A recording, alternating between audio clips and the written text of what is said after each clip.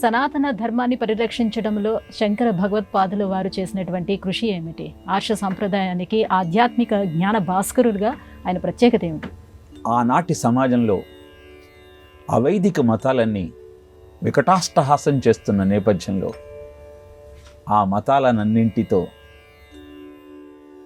వాదన చేసి వాటన్నింటినీ సమన్వయపరిచి 6 ఆరాధనా విధానాలను ప్రపంచానికి అందించిన షణ్మతాచార్యుడు ఆదిశంకర భగవత్పాదుల వారు.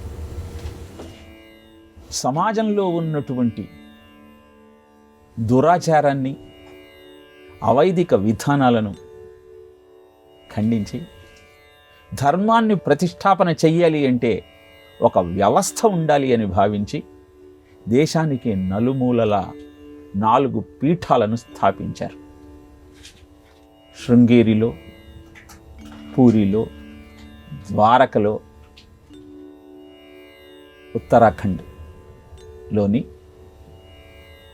కేదార్లో, ఇలా 4 పీఠాలను స్థాపించి తన శిష్యులను వాటికి పీఠాధిపతులుగా నియమించి ఒక్కొక్క పీఠంలో ఒక్కొక్క వేద అధ్యయనాన్ని, ఒక మహావాక్యాన్ని అధ్యయనం చెయ్యాలనే నియమం విధించారు. ఇలా వేద విజ్ఞానాన్ని సంరక్షిస్తూ ప్రజలలో వైదిక జీవన విధానం యొక్క విశిష్టతను అంకురింపచేసినటువంటి మహానుభావుడు ఆదిశంకర భగవత్పాదులు. శిష్యులుగా ఆయన ఆశ్రయంలోకి వచ్చిన వారంతా అద్భుతమైనటువంటి ఆ అద్వైత సిద్ధాంతాన్ని ప్రాచుర్యంలోకి తేవటానికి కృషి చేసిన వారే. మండన మిశ్రుడు కర్మ సిద్ధాంతాన్ని కర్మ లంపటంలో కూరుకుపోయి ఆచరిస్తూ కర్మాచరణే సర్వస్వమని భావిస్తున్న సమయంలో శంకర భగవత్పాదుల వారు మండన మిశ్రుడి దగ్గరికి వచ్చి జ్ఞాన మార్గం యొక్క విశిష్టతను వివరించి తన శిష్యుడిగా స్వీకరించాడు.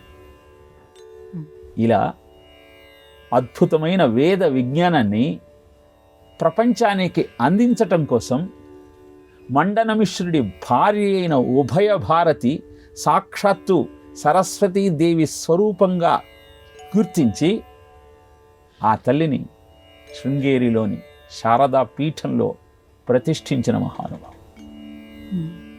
ఇలా శంకర భగవత్పాదుల వారు చేపట్టినటువంటి ప్రతి చర్య సనాతన ధర్మాన్ని సంరక్షించేదే, వేద విజ్ఞానాన్ని ప్రపంచానికి అందించటం కోసం చేసిన ప్రయత్నమే.